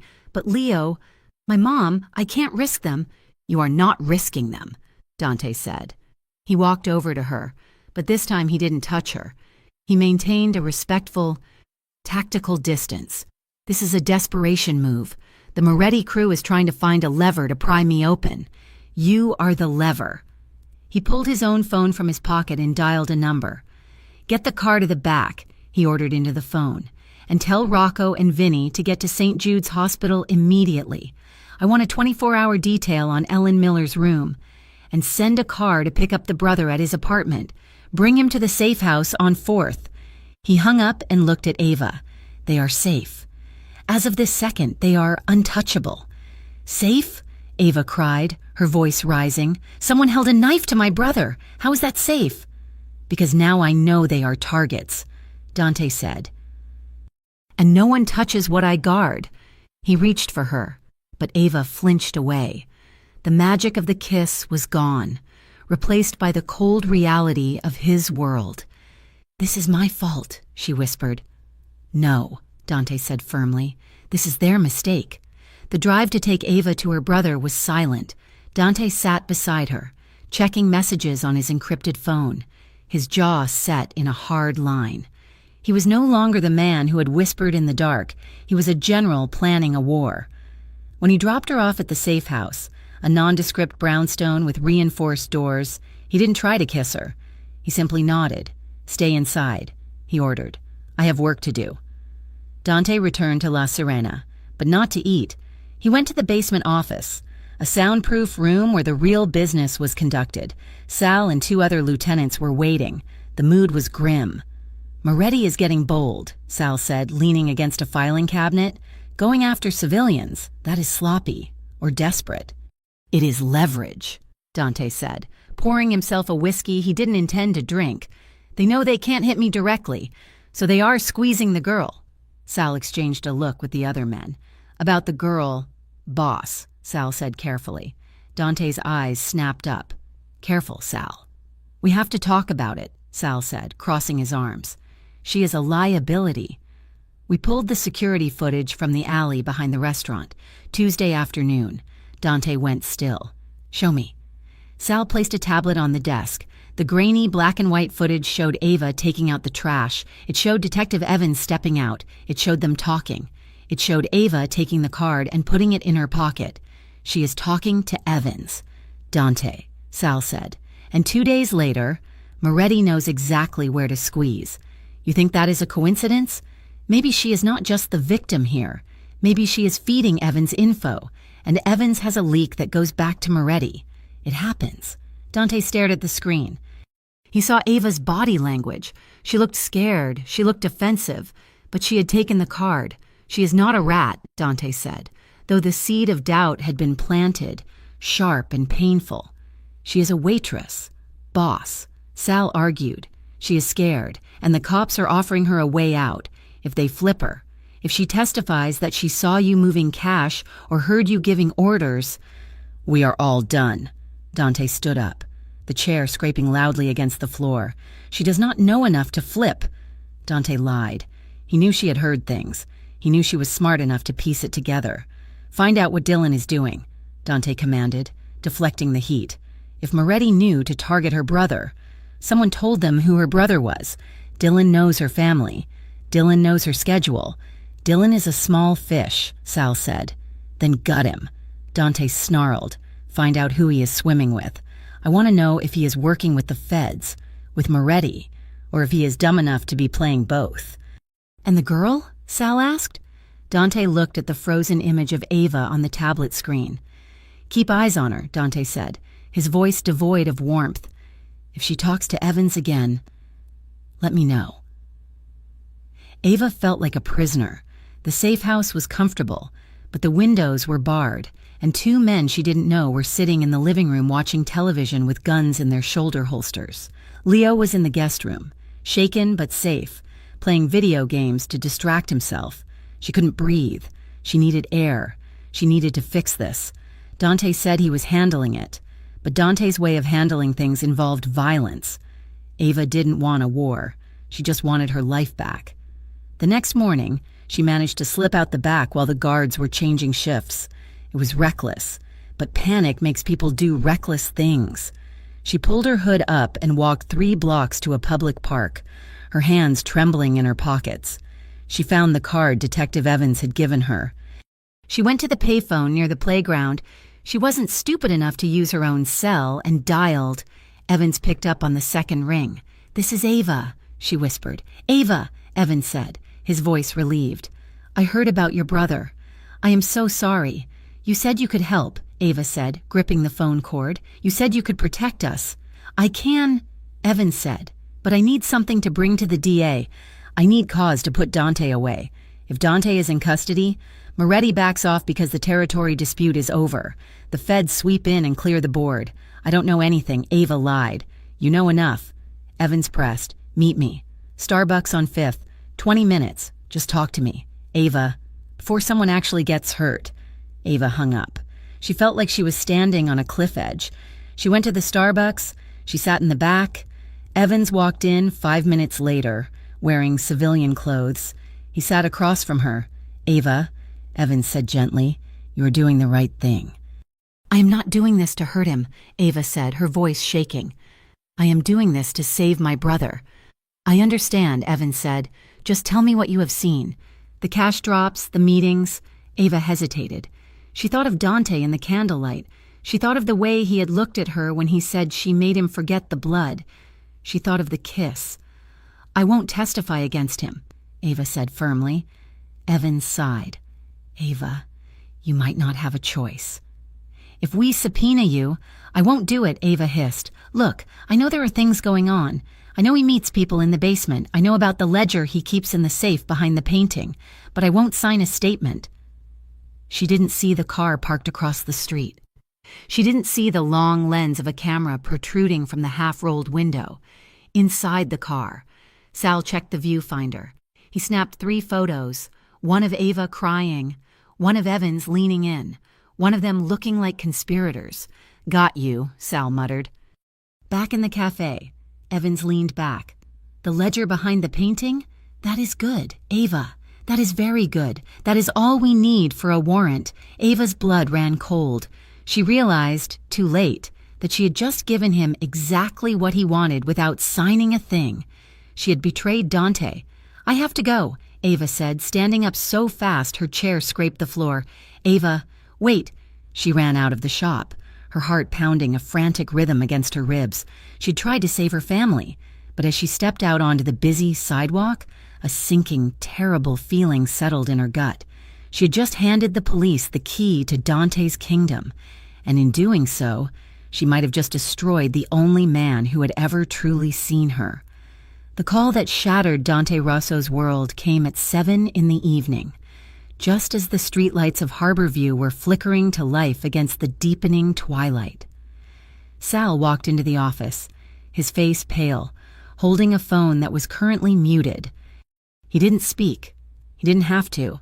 Dante saw the look in his lieutenant's eyes, a mixture of fear and resignation, and felt a cold pit open in his stomach.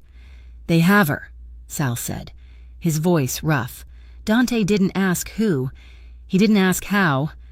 He stood up, the heavy oak chair screeching against the floorboards. "Where?" Dante asked. "The abandoned cannery on the South Docks," Sal replied. "Moretti's guys intercepted the communication logs. They know she is the weak point, Dante. They know you moved her brother. They figured out she is not just a cover."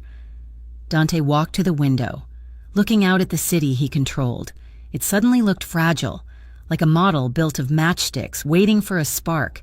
He had spent 10 years building walls, buying politicians, and burying enemies to ensure that nothing could touch him. And all it took was one woman, one stubborn, exhausted waitress with fire in her eyes, to make the fortress crumble. "Prepare the cars," Dante said. "Boss," Sal warned, stepping forward. "If we roll on the docks, it is war, a loud war. The feds are already circling because of the warehouse fire. If we turn the south side into a shooting gallery, the heat will come down on us hard. You could lose the import license. You could lose the unions." "I do not care," Dante said. He turned, and the look on his face made Sal take a step back. It was not the face of a businessman. It was the face of a man who had nothing left to lose. "If saving her costs me everything," Dante said, his voice low and terrifyingly steady, "then so be it." Ava Miller woke up to the smell of salt water, rust, and old fish. Her head was throbbing where she had been struck, and her hands were zip-tied painfully tight behind her back. She blinked, trying to clear the grit from her eyes. She was seated in a wooden chair in the center of a cavernous warehouse. High above, industrial lights buzzed and flickered, casting long, skeletal shadows across the concrete floor. "Well, look who finally decided to join the party." Ava jerked her head up. Standing in front of her, dressed in the same expensive suit he had worn to La Sirena, was Dylan. But the charm was gone. His face was drawn, his eyes manic and bloodshot. He held a cigarette in one hand, the smoke curling up toward the rusted rafters. "Dylan," Ava croaked. Her throat was dry. "You really made a mess of things." "Ava," Dylan said, shaking his head as if she were a child who had spilled juice on a rug. "I had a plan, a good plan. I was going to make Junior partner. We were going to have a nice house in the suburbs. All you had to do was be a little helpful. You were using me." Ava spat, the anger cutting through her fear. "You were spying on me."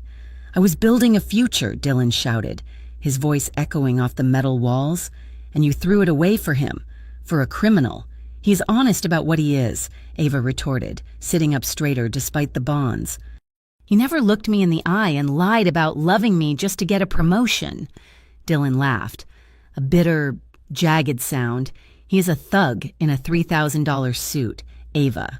And right now, he is the reason you are tied to a chair in a building that smells like dead fish."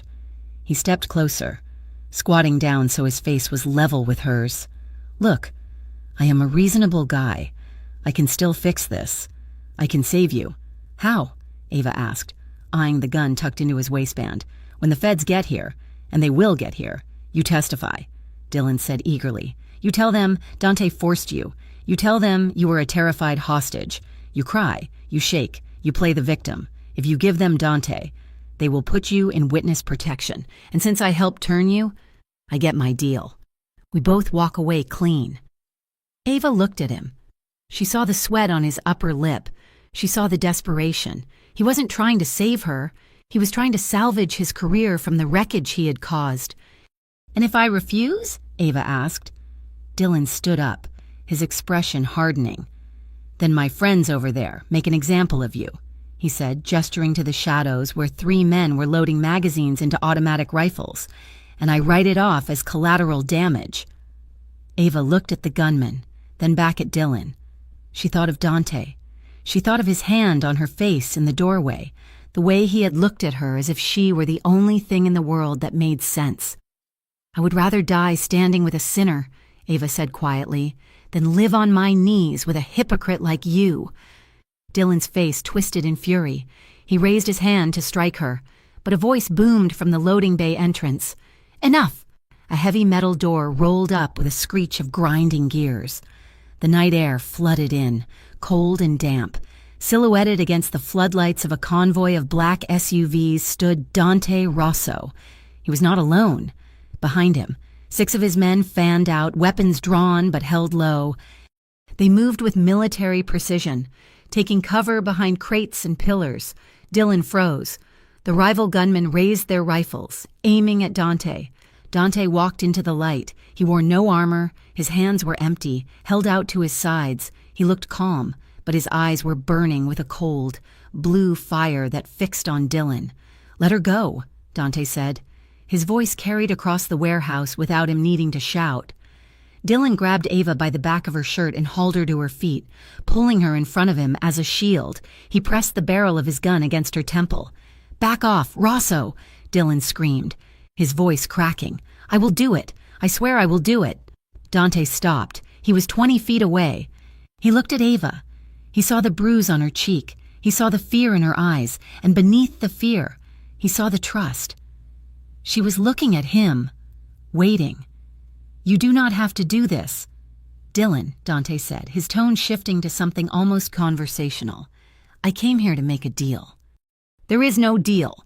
The rival captain, a man named Vico, shouted from behind a stack of pallets. "You are done. Rosso, we take the territory. We take the girl." Dante ignored Vico. He kept his eyes on Dylan. "I just got off the phone with Detective Evans," Dante said. Dylan blinked. "What?" "I gave him everything." Dante lied smoothly, or at least enough of the truth to make it believable. "I gave him the routes for the trafficking ring Vico runs. I gave him the bank accounts where your firm has been washing money for the Moretti crew." "Liar," Dylan yelled. But the gun against Ava's head wavered. "The police are 5 minutes out," Dante continued. "You can stay here and go down for kidnapping and conspiracy, or you can walk away. I told Evans that Vico is the mastermind. I told him you were a hostage too." Vico stepped out from cover, his rifle raised. "Do not listen to him. He is stalling. Kill the girl. Shoot him." Vico screamed at Dylan. Dylan looked from Vico to Dante. He was trapped. He was a lawyer playing at being a gangster. And suddenly, the game had turned real. Ava felt the tremor in Dylan's hand. She realized he was paralyzed by indecision. This was her chance. "He's lying to you." "Dylan," Ava shouted. Not to Dylan, but to Vico. "Dylan promised me he would turn on you. He said he was cutting a deal with the feds right before you walked in. It was a lie, but it was a believable one." Vico turned his weapon toward Dylan. "You rat," Vico roared. "No," Dylan shouted, panic taking over. The tension pulled tight as a piano wire, finally snapped. One of Vico's men, spooked by the shouting, pulled the trigger. A burst of gunfire erupted, tearing chunks of concrete from the floor near Dante's feet. Chaos exploded. Dante's men returned fire instantly. The warehouse filled with the deafening crack of gunfire and the smell of cordite. Dante didn't take cover. He lunged forward. "Ava!" he screamed. Dylan, realizing his leverage was the only thing keeping him alive, yanked Ava backward. He dragged her toward a side corridor that led to the offices and the rear exit. Ava dug her heels in, kicking at his shins, but he was fueled by adrenaline and terror. "Let me go," she screamed, thrashing against his grip. "Shut up," Dylan snarled, cracking her across the face with the pistol. He shoved her through the office door and kicked it shut behind them, dragging her down the narrow hallway. Dante saw them disappear. He ignored the bullets whizzing past him. He sprinted across the open floor, vaulting over a crate, and threw his shoulder against the office door. It flew open, splintering the frame. He chased them down the corridor. The sounds of the gunfight faded into a dull roar behind him. All that mattered was the man dragging the woman he loved into the dark. "Stop!" Dante bellowed. Dylan reached the end of the hall.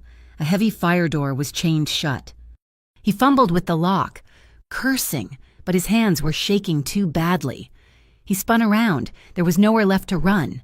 He grabbed Ava again, spinning her around and pinning her back against his chest. The gun pressed hard under her chin. "Stay back!" Dylan shrieked. "I will kill her! I will kill her!" "Dante!" Dante skidded to a halt 10 feet away. He raised his own weapon, a sleek black pistol he had pulled from his holster. He aimed it directly at Dylan's forehead, but Dylan was smart. He kept his head low behind Ava's. There was no clear shot. "Put the gun down, Dylan," Dante said, his breath coming in ragged gasps. "It is over. The cops are outside. You hear the sirens." Ava could hear them. The wail of approaching police cruisers rising above the din of the battle in the main room. "I am not going to jail," Dylan sobbed. "I am not going to lose everything because of a waitress." Dante took a step forward. The look in his eyes was pleading.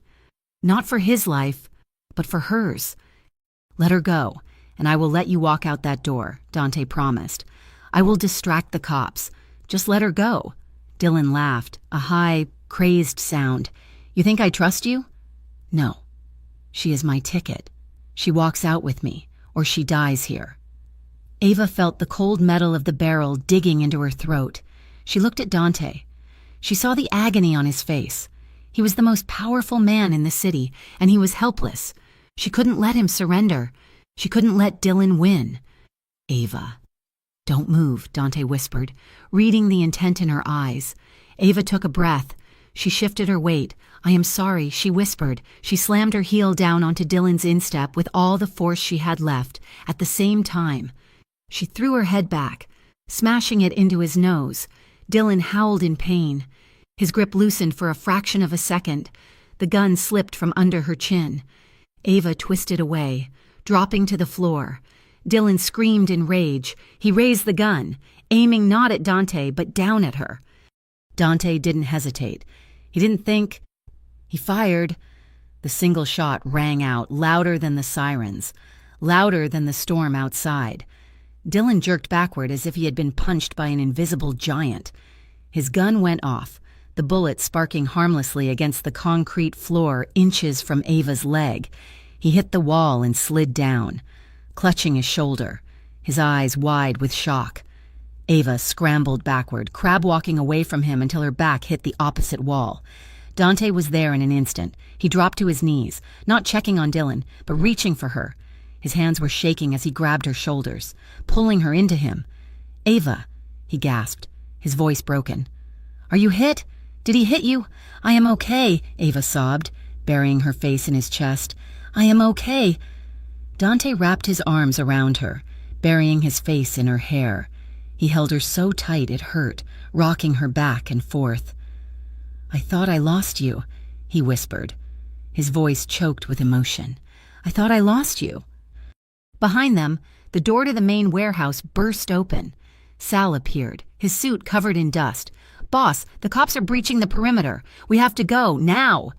Dante looked up. He looked at Ava, then at the door where Freedom waited. Then he looked at Dylan, who was groaning on the floor, bleeding but alive. He looked back at Sal. Go, Dante ordered. Get the men out. What about you? Sal asked, eyeing the sirens flashing red and blue through the high windows. Dante stood up, pulling Ava with him. He kept his arm around her waist, supporting her weight. I am staying, Dante said. Sal stared at him. Boss, they will arrest you. I know, Dante said, but if I run, they will treat her as an accomplice. If I stay, I can control the narrative. I can make sure she walks away a victim, not a co-conspirator. Dante turned to Ava.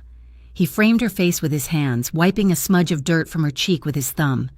You are going to be okay, he told her, his voice fierce and gentle. Dante, no, Ava cried, grabbing his wrists. You can't let them take you. It is the only way, Dante said. He pressed a kiss to her forehead, a quick, desperate seal of a promise. He reached into his pocket and pulled out a flash drive. He pressed it into her hand and closed her fingers around it. Give this to Evans, Dante said. It is everything. The Moretti operations, the trafficking, the accounts. It buys your freedom. He stepped back, raising his hands as the hallway filled with the blinding beams of tactical flashlights and the shout of police officers.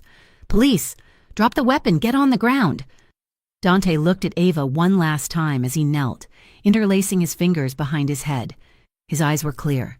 He was surrendering his empire, his freedom and his power, and as the handcuffs clicked around his wrists, he looked at her and smiled, a small, genuine smile that told her he had finally won the only thing that mattered. The echo of the gunshot seemed to hang in the damp air of the hallway, suspending time in a thick, suffocating silence. Ava flinched, her eyes squeezed shut, expecting the finality of death, but it did not come. Instead, a guttural cry of pain shattered the stillness.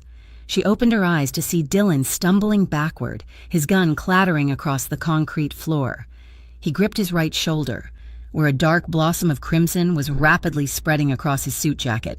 He slid down the wall, his face a mask of shock and agony, gasping for air. Ava stood frozen between the two men, her breath hitching in her throat. She looked from Dylan, writhing on the floor, to Dante. Dante stood 10 feet away, his weapon still raised, his chest heaving. Smoke curled lazily from the barrel of his pistol. He had not missed. He had not panicked, in the midst of chaos, with adrenaline flooding his veins and a rival threatening the woman he loved. Dante had made a calculated choice. He had aimed for the shoulder. He had chosen to disable, not to execute. He had risked his own life to keep his hands clean enough to hold hers. Dante lowered the gun slowly, his dark eyes locking onto Ava. "Are you hurt?" he asked, his voice rough and urgent. Ava shook her head, unable to speak. She was trembling, the adrenaline crash hitting her all at once. Outside, the world was ending. The wail of sirens, which had been a distant drone, was now a deafening scream. Red and blue lights strobed through the high windows of the warehouse, painting the hallway in chaotic flashes of color. The sound of boots hitting pavement and the shout of police officers echoed from the main loading bay. "Dante!" Sal's voice came from the far end of the corridor. The lieutenant looked frantic, his suit covered in dust. "The perimeter is breached. The cops are coming through the east doors. The Moretti crew is scattering. We have to move. The car is waiting." Dante looked at the exit. He looked at the freedom that was seconds away. Then he looked at Ava. He could run. He had the money, the connections, and the safe houses.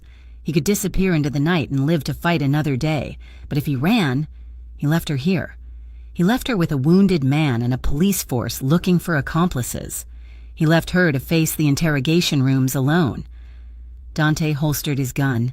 He crossed the distance between them in 2 long strides and grabbed Ava's trembling hands. "Listen to me," he said, his voice fierce. "You are going to walk out the back door. Sal will take you. My driver is 2 blocks over. He will take you to your mother." "No," Ava whispered, her fingers tightening around his. "Ava, go," Dante commanded, shaking her gently. "You have to disappear before they secure the building." "I am not leaving you," Ava shouted, the words tearing from her throat. She grabbed the lapels of his jacket, pulling him down to her level. "You always do this. You always choose control. You decide who stays and who goes. Well, you do not get to decide this. I am not leaving you behind. This is not about control," Dante roared back, the desperation cracking his composure.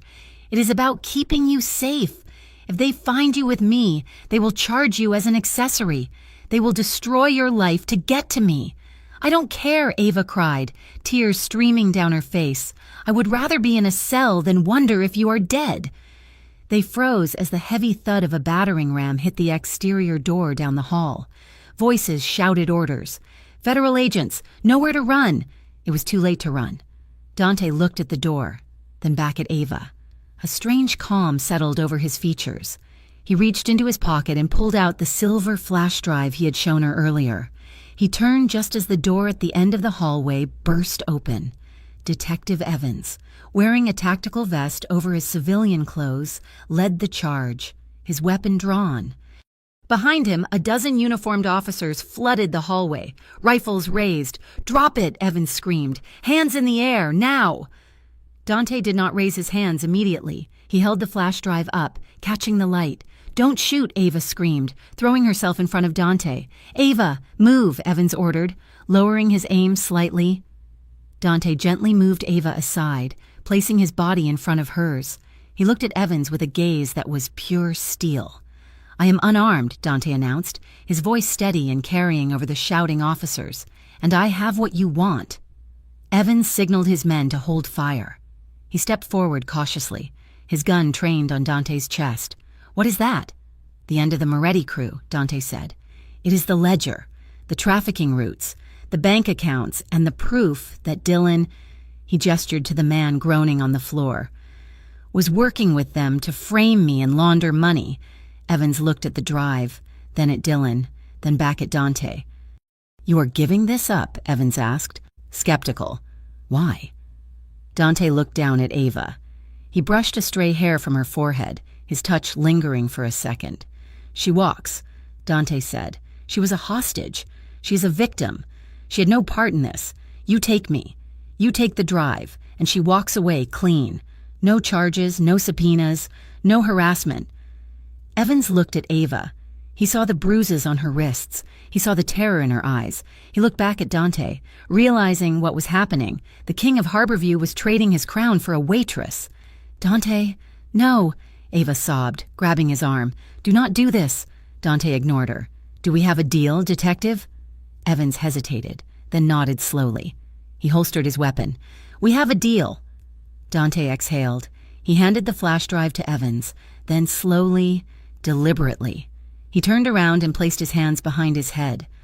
Ava watched, her heart shattering in her chest, as the officer stepped forward. The metallic click of the handcuffs echoed in the hallway, final and devastating. "Dante Rosso, you are under arrest," Evans recited, the Miranda rights flowing like a grim poetry. Paramedics rushed past them to get to Dylan. As they loaded him onto a stretcher, Dylan glared at Ava, spitting blood and cursing, screaming that it was all a lie, that she was the mastermind. But no one was listening. 2 officers grabbed Dante's arms to lead him away. He stopped them. "Wait." He turned to look at Ava one last time. The blue and red lights from the cruisers outside were reflecting off the wet pavement, casting him in a chaotic glow.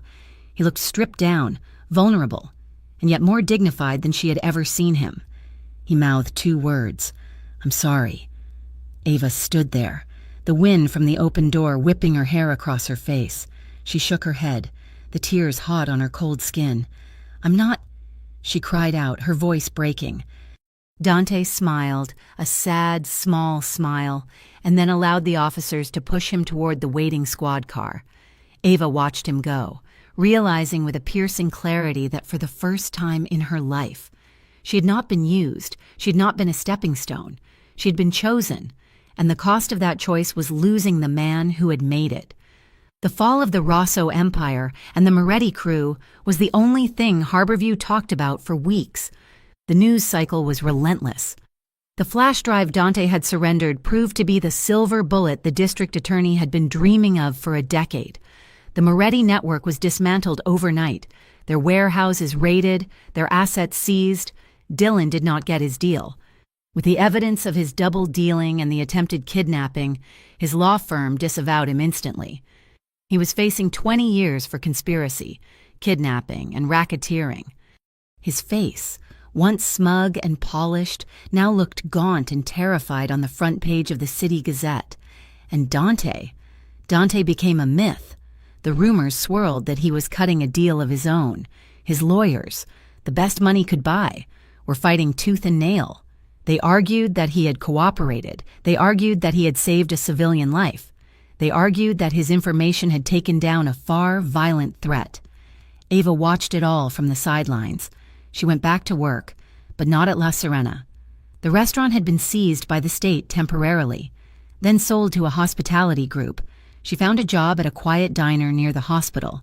One afternoon, she sat by her mother's bedside. Her mother, looking stronger thanks to the treatments that had been paid for in full before Dante's accounts were frozen, watched her daughter peel an orange. "You are staring at the news again," her mother said gently. Ava quickly turned off the small television mounted on the wall. "Sorry." "He is going to be okay, Ava," her mother said. Ava sighed. "He's facing serious time, Mom, maybe," her mother said. "But you know, for years, every time you talked about Dylan, you looked tired, like you were trying to convince yourself of something. But when you worry about this man, when you say his name, you light up." "I do not light up," Ava protested weakly. "I look sad," her mother smiled. "You look like a woman who finally glimpsed the life she actually wants, and that is worth fighting for, isn't it?" 6 months later, the winter had turned to spring, bringing a fragile warmth to the city. Ava stood in the elevator of the Meridian Tower, her hands smoothing the fabric of her sundress. She was nervous. Her palms were sweating. She had received a letter from a law firm she didn't recognize, asking her to come to the penthouse to sign some final transfer documents regarding her employment termination from the old La Serena Corporation. It seemed formal. It seemed final. The elevator dinged, and the doors slid open. Ava stepped out into the penthouse. She expected to be met by a wall of security. She expected the burly men in dark suits who used to shadow Dante's every move. But the room was empty. The expansive living space was quiet. The floor-to-ceiling windows let in the golden afternoon light, illuminating the dust motes dancing in the air. It felt different, lighter. The heavy, oppressive atmosphere of a crime boss's lair was gone. She walked further in. "Dante?" she called out softly. He walked in from the balcony. Ava's breath caught in her throat. He was different. He was thinner, his face sharper, stripped of the slight softness of good living. He was not wearing a three-piece suit. He was dressed in dark jeans and a black cashmere sweater, sleeves pushed up. He looked younger. He looked human. And on his left ankle, blinking with a steady green light, was a thick black monitor. Dante stopped when he saw her. He stayed near the glass doors, as if unsure he was allowed to approach. "You came," he said. His voice was the same, that low rumble that vibrated in her chest, but it lacked the command of the dawn. "You sent a letter," Ava said, holding up the envelope. "An excuse," Dante admitted. "I just wanted to see if you would come." He walked over to the kitchen island, keeping the marble barrier between them. Ava looked at him, taking in the changes. "Are you okay?" "I am under house arrest," Dante said, gesturing vaguely to the apartment. 2 years, followed by 5 years of probation. I had to divest from the restaurants, the shipping lines, the clubs. I am allowed to keep the building and a stipend. But the empire is gone. Ava. He said it without bitterness. He said it like a man setting down a heavy load he had carried for too long. "And you?" Ava asked. "Are you okay with that?" Dante looked down at the counter. "I thought I would hate it. I thought I would feel naked without the power. I spent my whole life building walls to keep people out." He looked up, meeting her eyes. "But then I met you, and I realized that the walls were not keeping me safe. They were just keeping me lonely. I never believed I could care about anything more than control. I thought love was a weakness." He walked around the island. He moved slowly, giving her time to back away. She didn't move. "You taught me that love is the only thing that makes you strong enough to lose everything and still be standing," Dante said softly. Ava felt tears prick her eyes. She took a step toward him. "I was always waiting," she confessed, her voice trembling. "I was waiting for someone to love me loud enough to not hide me. Dylan wanted to keep me in the dark. He wanted me small. But you, from that first night, you claimed me," Ava whispered. "You stood up in front of the whole world and said, 'She is with me.' And I meant it," Dante said. He was standing right in front of her now. He reached out. His hand hovered for a second, trembling slightly, as if asking permission all over again. Ava nodded. He traced the back of her hand with his fingers, a ghost of a touch. "Can I claim you again?" Dante asked, his voice barely a whisper. "Not as a boss. Not as a protector. Just as a man who cannot imagine this view without you in it?" Ava didn't answer with words. She stepped closer, closing the final inch between them. She rested her palm against his chest, feeling the frantic, heavy beat of his heart beneath the cashmere. "Yes," she breathed. Dante let out a breath he seemed to have been holding for 6 months.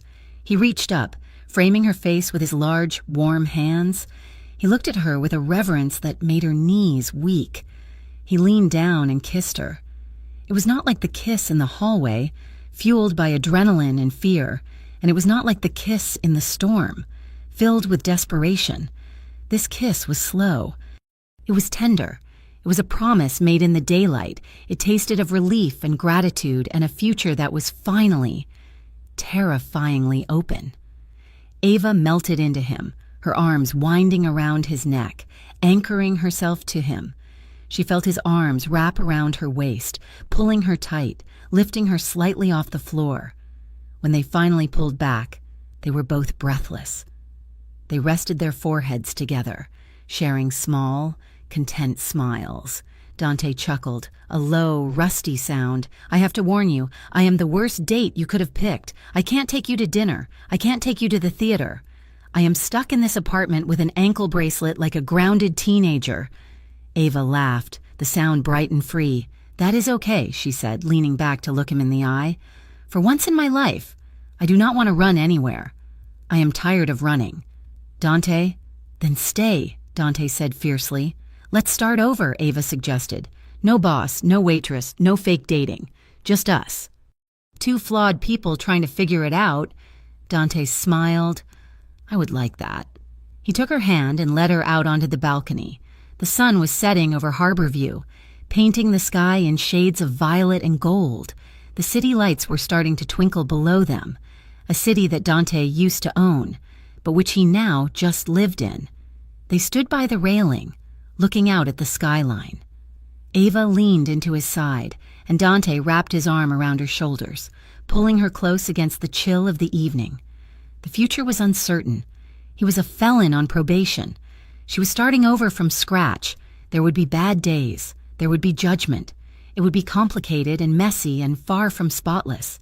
But as Ava rested her head on his shoulder, she knew she wouldn't trade this moment for all the safety in the world.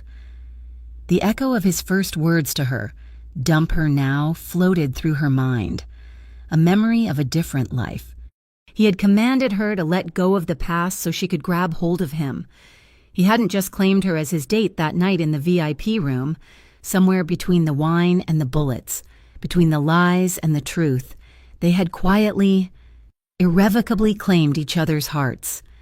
Thank you so much for listening to this story. It has been a journey of danger, betrayal, and redemption, and I hope you enjoyed walking the streets of Harborview with Dante and Ava. I would love to hear from you. Please leave a comment down below letting me know where you are listening from. It is always amazing to see how far these stories travel. And if you enjoyed this tale of mafia romance and hard-won love, please make sure to subscribe to Mafia Romance Stories and share your thoughts in English in the comments section. Your support means the world and helps bring more of these stories to life. Until next time.